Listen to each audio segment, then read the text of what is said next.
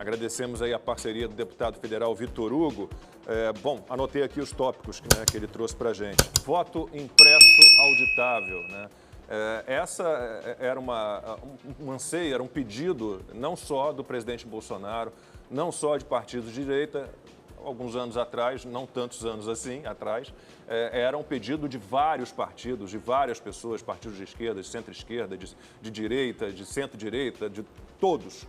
Mas, de repente, virou uma guerra contra o voto impresso auditável. A gente teve, infelizmente, a interferência de juízes do STF, do presidente do TSE, que também é juiz, é ministro do STF, nesse assunto, né? Foi lá fazer reunião com parlamentares e acabou que tudo indicava que o voto impresso auditável seria aprovado na comissão especial, depois seria aprovado em plenário e diante dessa conversa de 3 ministros do STF com parlamentares, tudo mudou e o voto impresso auditável acabou não passando. Amanda, Silvio, vamos na ordem de sempre ou vocês querem no primeiro ano a gente altera a ordem? Os meus meninos são cavalheiros aqui, sempre começam por mim. Eu acho que isso foi desfeito depois da última declaração do presidente Bolsonaro numa entrevista à revista Veja. Eu até mencionei essa declaração ontem, em que ele diz que agora acredita nas urnas eletrônicas, principalmente depois do ministro Luiz Roberto Barroso, que é presidente do TSE, ter instituído, ter formado aquela comissão independente, né, de transparência, que inclui vários atores representantes da sociedade civil, entre eles professores de TI, pessoas especialistas em tecnologia da informação e também profissionais das Forças Armadas, da OAB, do Ministério Público. As eleições sempre foram supervisionadas por vários representantes, sempre foram seguras e legítimas. As nossas urnas eletrônicas são elogiadas por instituições, institutos de transparência, e pessoas que acompanham as eleições no mundo inteiro, né? Sempre tem esse tipo de acompanhamento, é comum em eleição e nunca houve nenhuma prova de fraude em urnas eletrônicas. Então, para mim, essa foi uma grande manobra diversionista criada pelo governo Bolsonaro, desacreditando, descredibilizando as urnas. Não que o assunto, que o debate não seja legítimo, ele é. Tanto é que já havia sido votado e decidido em outras ocasiões pelo Congresso, não por meio de PEC, né? Não por meio de uma emenda, de uma alteração na Constituição, mas sim por meio de projeto de lei, depois foi barrado no Supremo Tribunal Federal. Por isso, dessa vez, decidiu-se fazer por meio de PEC, a PEC do voto impresso. Foi discutido na Câmara dos Deputados de maneira legítima, não é que o Judiciário interferiu, mas o Judiciário foi convidado a participar do processo, até porque o TSE é um dos principais, se não o principal ator envolvido nas eleições, porque supervisiona e cria as regras para as eleições.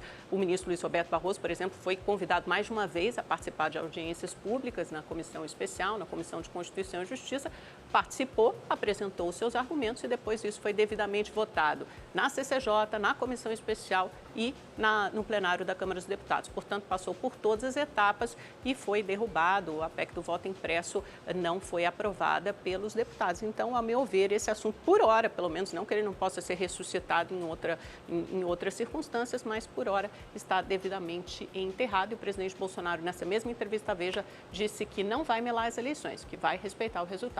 Mas o ministro Barroso, o Silvio, dizia que o sistema era inviolável, seguro, mas agora parece que ele está se preocupando mais com a segurança. Então, e aí?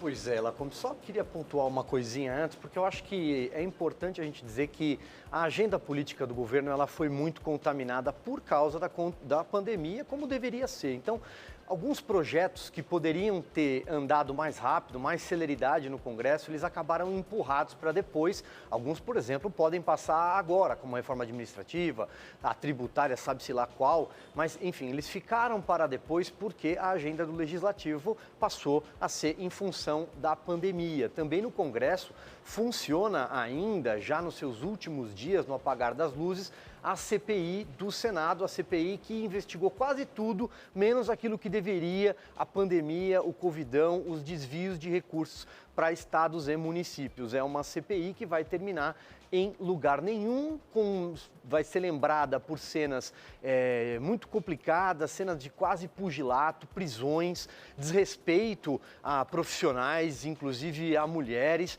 Esse é o destino dessa CPI. Então, dito isso, a gente deveria também lembrar que o voto impresso talvez teria tido um futuro diferente, um destino melhor, não fosse uma bandeira de campanha do presidente Jair Bolsonaro. E então o nosso judiciário como um todo, você bem lembrou aqui que o atual presidente do TSE, é um membro da Suprema Corte, né, do Supremo Tribunal Federal também. Então, houve um ativismo político judiciário jamais visto. Ministros da Suprema Corte em reuniões com líderes de partidos, com presidentes de partidos, para articular contra a votação, sendo que era uma bandeira de vários partidos, o PSDB, o PDT brisolista, entre outros tantos partidos. Já que era uma agenda do Bolsonaro, então o Congresso decidiu se voltar contra. Constantino, para encerrar esse primeiro tópico do tema política, e aí, o STF, o TSE podiam ter se metido nesse assunto, não era um assunto legislativo, do legislativo? Esse e vários outros assuntos. Nós estamos vendo um ativismo judiciário pelo topo, né, por meio do próprio STF, sem precedentes, e isso é muito ruim. Nossa democracia está correndo algum perigo hoje, não tem nada a ver com eventual golpe do lado do Bolsonaro, que já é presidente eleito, e sim com tentarem derrubá-lo ou não deixá-lo governar. O presidente está pedindo por mais transparência, né? E isso é fundamental. Tem gente que confia na palavra do Barroso e acha que está confortável o Brasil estar ao lado de Butão e Bangladesh e ninguém mais. Tem outros que prefeririam que o Brasil seguisse um modelo mais parecido com os Estados Unidos, Canadá, França, Inglaterra, Alemanha e por aí vai. Então, nós estamos, sim, vivendo uma polarização muito grande, mas a polarização por si só, Lacombe, não é negativa. Nós temos que lembrar que, desde a redemocratização, à exceção do Collor, que era mais aventureiro ali, nós temos uma hegemonia da esquerda, né, e que se reflete também na imprensa, na academia, e é isso que está sendo confrontado no Brasil hoje. O gigante despertou, a mídia não tem mais essa credibilidade toda, ainda mais essa parte militante que é dominada pelos esquerdistas, na política a direita quer seu espaço, quer sua voz, e tem uma turma do velho sistema aí que não está sabendo lidar direito com isso. Então a polarização é saudável, é sinal de que o Brasil está vivo, é sinal que a democracia está pujante, né? E tem uma parcela que antes era, de alguma forma, marginalizada, ignorada, e que agora está participando. E a turma das antigas não está aceitando muito bem isso. Em relação aos poderes, eu também quero ver independência, não harmonia.